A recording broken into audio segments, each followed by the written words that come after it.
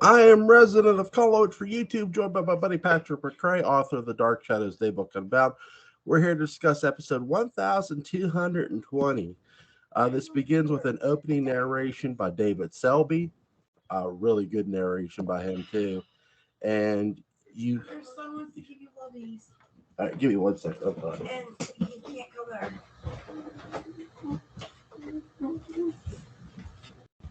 Oh my god, never ending with these kids.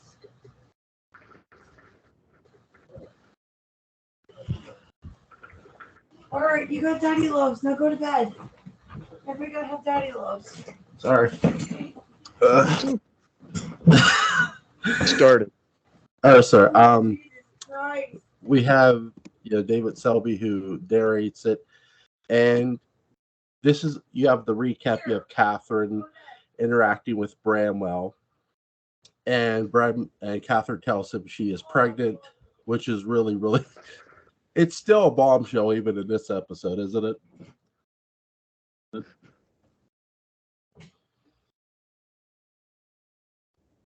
Yes, it is. I really like the interaction between Jonathan Friend and Laura Parker here. Really, really good dynamic, because what you're going to have in this episode is another lottery drawing. And I love how Batman and Robin, Quentin and Morgan are in this. And his brother, Morgan? Is Morgan his brother or his cousin? His brother. Okay. In Kentucky, he would be both. They're very Batman and Robin in this episode. Old chum, you've got it. Yeah, when they're going through all of the papers, and Morgan is the one who's kind of bitching and moaning about the whole thing, when he's the one who keeps wanting to get to the bottom of it. And so Quentin says, "All right, we'll go through this man's papers. We'll see what we can find." And he just starts complaining. He's like, "Wait, baby, this is what you wanted." I think the reason he complains too is because in the prior episode, the paper catches fire. So he's sort of wondering, is it hopeless that they find anything? He even sort of says that to a degree. And even Quentin and him question, was the ghost sort of laughing at them silently, which is a really great dialogue between Morgan and Quentin, Keith Prentice and David Selby. I mean, I got to give it to Keith Prentice. Him and David Selby had great chemistry in these episodes. I mean, they feel like brothers, even though they aren't in real life, they feel like brothers. Yeah, they do. They do. They get that down because, I mean, although Morgan's ultimately insane and evil, nevertheless, he's competent. Yeah. I mean, have we seen brothers really who are both vaguely competent and can maintain a straight face for very long and aren't completely at each other's throat? This may be a first for the series. It doesn't happen in 1897. Yeah, no, it doesn't. That's the thing too, because the brother relationship in 1897 is between Shattered, and then there's Carl Collins, who is very you got Carl on one side and you got Edward on the other. And in some ways, Quentin the Second is of the two. He has a lot more structure than Carl, but then again, so does Steam, and he has and he certainly is far more easygoing than Edward, who even his mustache is wound too tight. Yeah. Bramwell is very apprehensive about Catherine going back to the Great House, because he knows the lottery is going to probably take place again, and he does not want her to participate in that. She basically tells him, it's not your choice, it's mine. And he goes, I'll just tell him your secret that you're having a child. She goes, you'd be telling him everything. He goes, I didn't say whose father it would be, but And it's what Catherine did try to tell Bramwell is, you're the only person I've had sex with. because good old Morgan, he didn't do the deed at all. Morgan, how religious are you? What are your thoughts on Immaculate Conception? It's a miracle.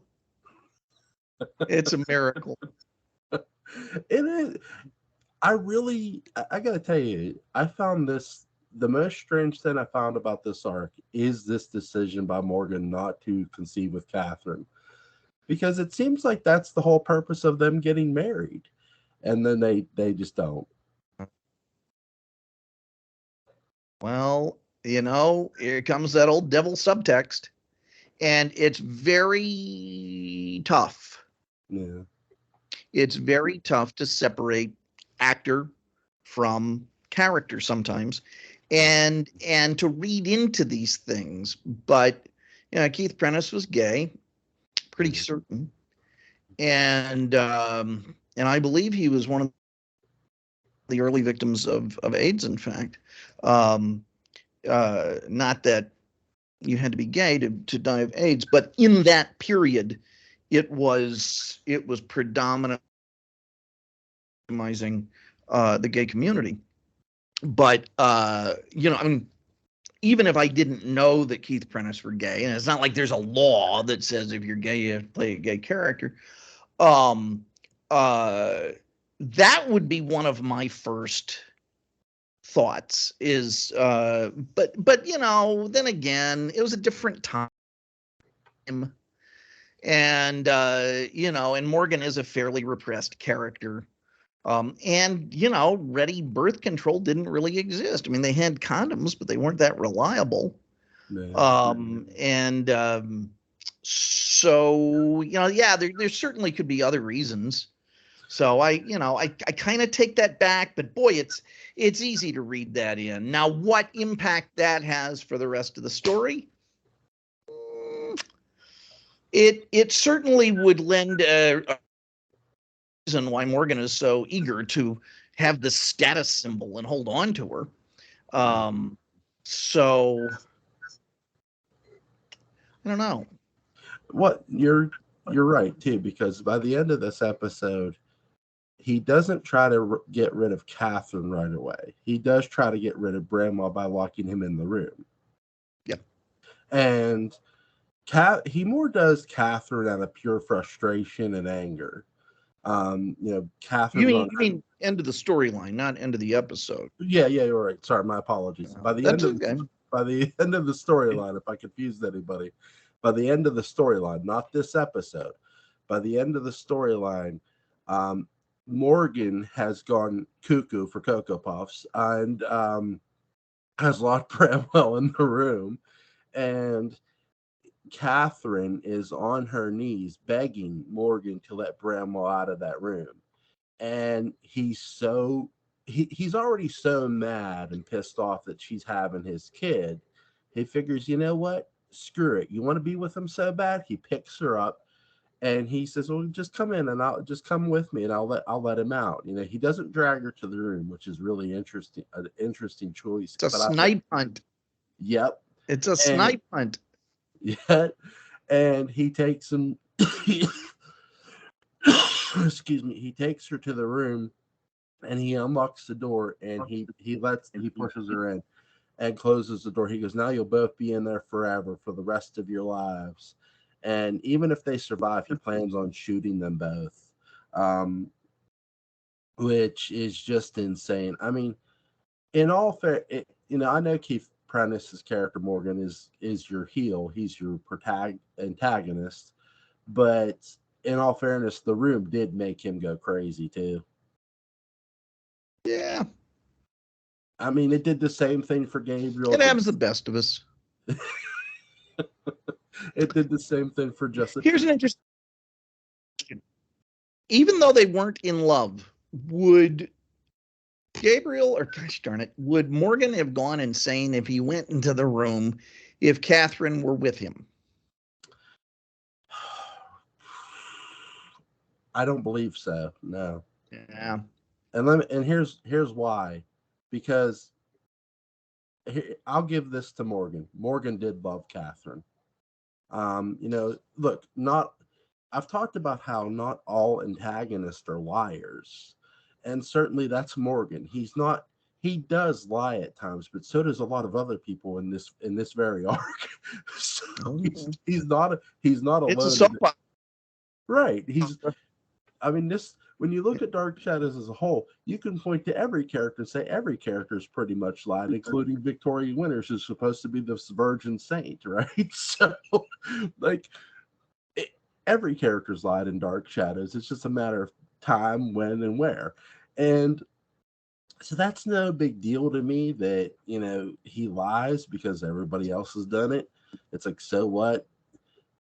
With Morgan, it's a fad. Right. With Morgan, he really did love Catherine. He was in love with her. And he did not want to put any kid of his or Catherine's through the water. Hell, he didn't want to put Catherine through it because he and Quentin did say they did not want the women. And the person who votes the women in is who Gabriel, because I love David Selby's line in the one episode where he's like, Gabriel, I better hear you say no. Yeah.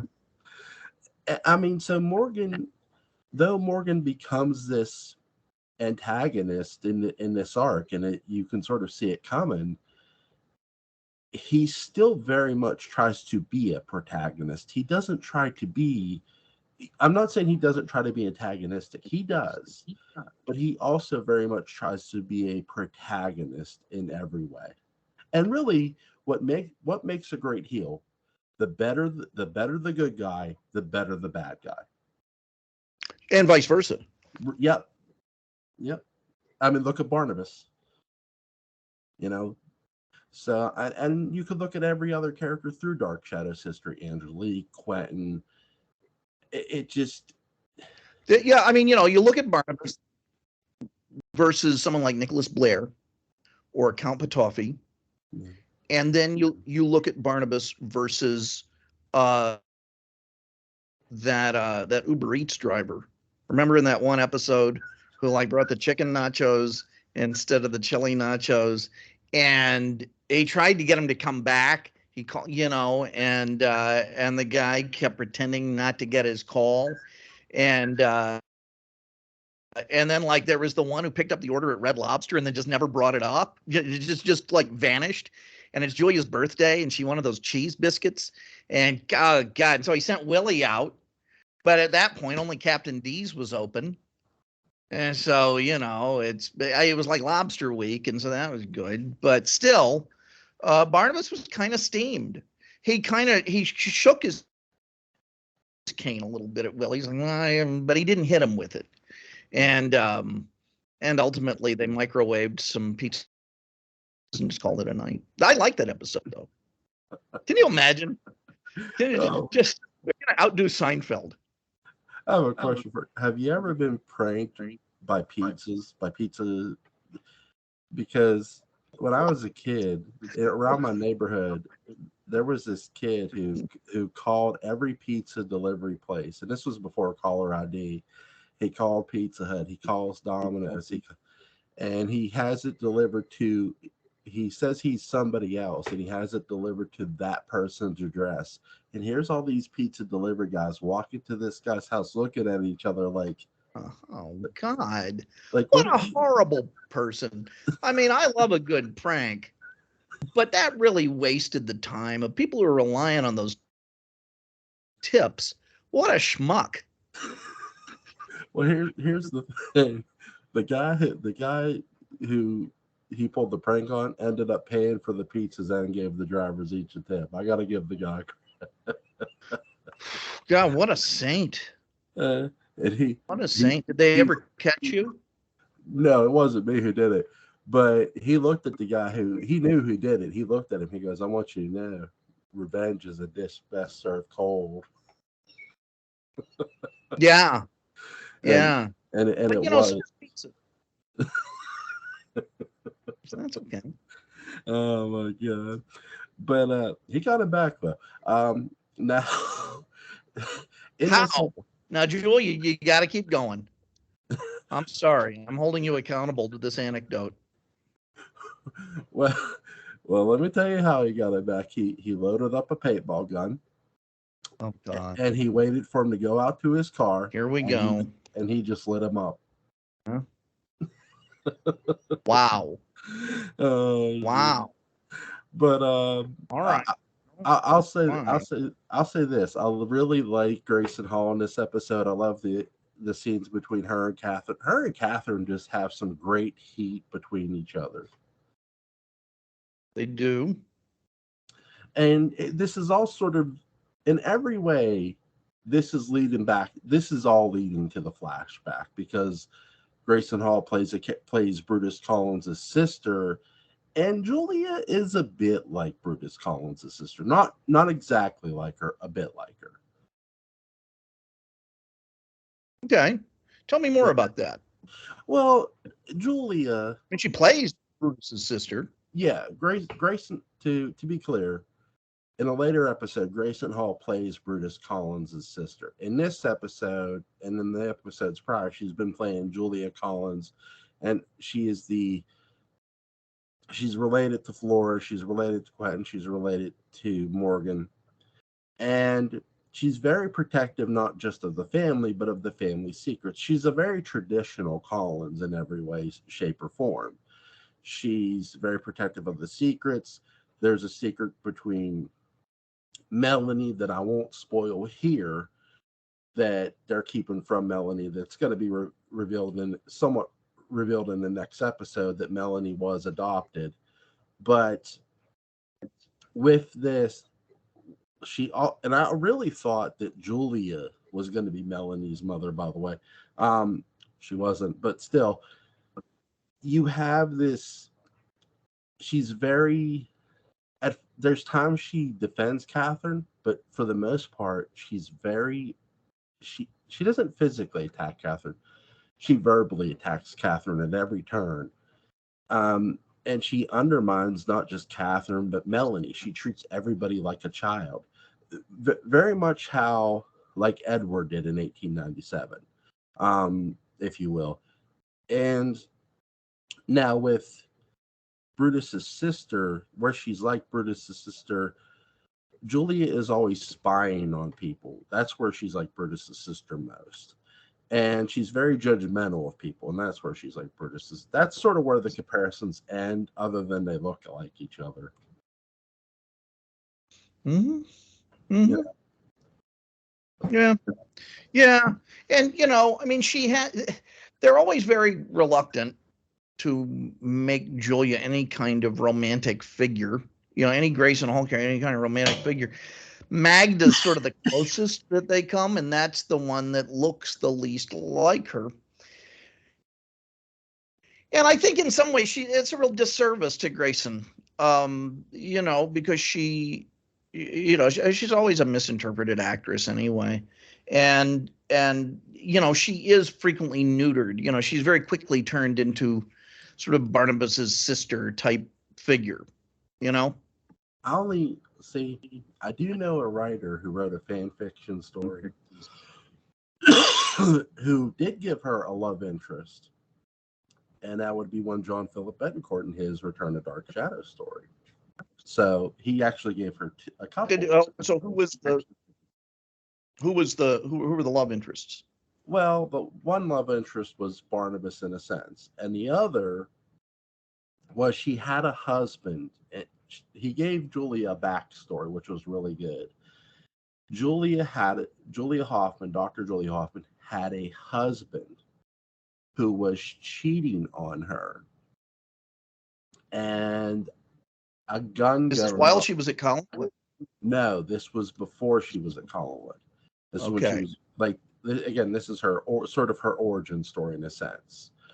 In his story, I want to be very clear in John's story. Link will be in the description box too, if anybody wants to go check out Return of Dark Shadows. But in the story, if I remember correctly, a gun goes off. Julia accidentally shoots her husband, not on purpose, accidentally killing him. No, and it really shakes her up. Ew. So It happens to the best of us. I shouldn't say that. Not after the events of yesterday. No, I take that back. I'm sorry. That was in, I love purposeful poor taste, but not accidental poor taste. Well, yeah, it's really, I like the origin story he tells. It was really good for, when I read it, and it's still really good. But if anyone wants to go check out The Return of Dark Shadows, it'll be in the description box. But here's my question to you for this episode. How great, literally, is David Selby and Keith Prentice? I mean, their chemistry is so great, right? It's great. It's very great. It's Tony the Tiger. They're great. I mean, it's pleasant to see Selby playing against the closest actor they kind of had to Selby. Selby never really got to act against, he never got to act against Joel Crothers. He never got to act against Mitch Ryan. So, one of the nice things is that everybody else is sort of his opposite in one way or the other. And this is a chance to see him kind of with one of his own tribe.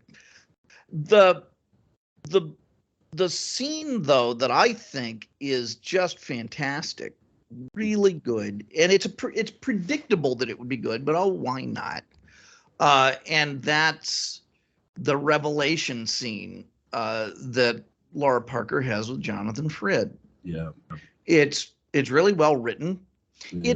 It is both sadly predictable and totally unpredictable.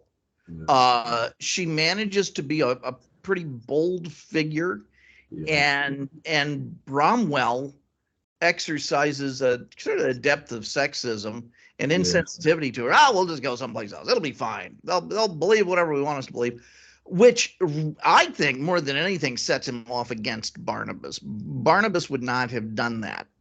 Right. I don't think Barnabas would have gotten her pregnant either. But Barnabas wouldn't have viewed the situation that way. And Laura Parker has a moment so good that it's almost contemporary. And it makes me feel like maybe she snuck in an ad lib just because it had to happen, but a serious ad lib. And it's when she gives him the news and he, reacts fairly strongly. And the most she can say is a very contemporary, almost mumbled, sorry. Do you remember that? Yeah, she says sorry, and he's like, you don't have to be sorry. Yeah, he flips the script, but yeah, it's like, oh, sorry. It's like, well, it happened. Oops. Yeah, they had sex a couple of episodes ago, but you find out in the episode prior that she's pregnant, they're more rehashing it here, and they're doing the full scenes here with. And I agree with you. It's a great scene. I don't know about great scene, but I have the best line in this episode, and it's done by David Selby's Quentin Collins, and Flora is holding the lottery, and she goes, "If there's anybody who doesn't want to participate," and David Selby's quote without missing a beat, "One Gabriel's enough." Yeah. Oh, he throws a lot of shade on Gabriel, looking around the village for us. Like, oh, God, no more. This is, to anyone who wants to criticize 1841 parallel time, which means thousands of people. I would hold this particular episode up, as being a wonderful counterpoint. It doesn't really rely. There's no special effects. There's talk of haunting, but also doubt of haunting also. And these are vital human moments with big consequences. Several of them, some good Scooby-Dooing, all under one roof. And in a lot of ways, I think this was one of the freshest episodes in 1841 parallel time. It was one where every moment, I didn't feel like anything was being rehashed or dragged out for too long. Every moment really mattered.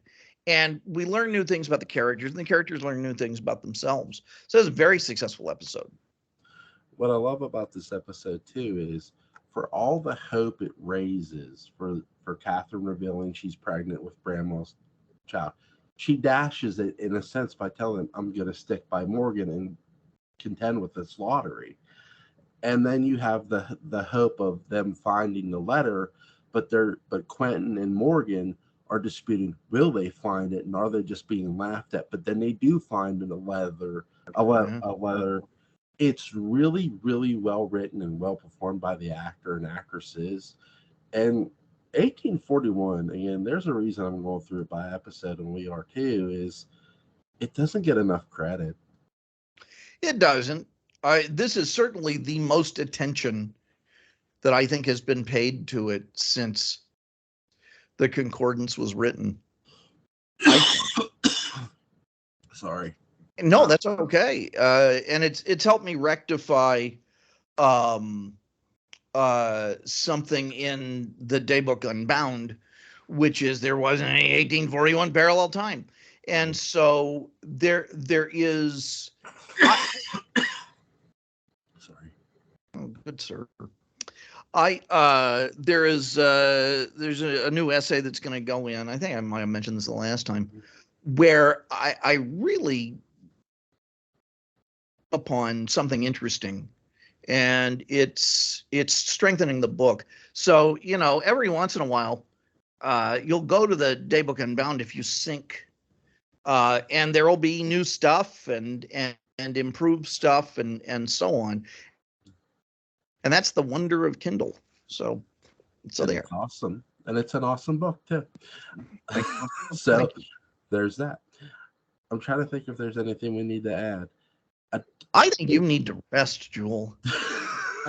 You are the hardest working man in show, but you're the James Brown of Dark Shadows commentary. I'm really not. I'm just here. You're here. Listen, is far more than most other people's there. I love Dark Shadows and I love talking about it. It's a lot of fun. It's just a series that I think we all love, and it's something that anytime we can show the passion and respect to that series it deserves, do it, Let's talk about Shadows, baby. Let's talk about you and me. Yeah. Let's talk about Shadows. Let's talk about it. Absolutely. How is Thursday night for you, sir? If Thursday night were a savory oil, I would spritz it. I promise. Greens. Let's do it. Everything should be fine on 10:30 for 10:30 on Thursday night. So sorry for the delay for this episode, guys. It's on the host here. How many times have I said, Joel, I'll be with you in a minute, Mr. P. Buddy, I'm figuring something out. So turnabout's fair. Patrick, man, thank you for the patience, brother. As always, you're awesome. So are you. Have a great night, brother. Take care. Bye-bye.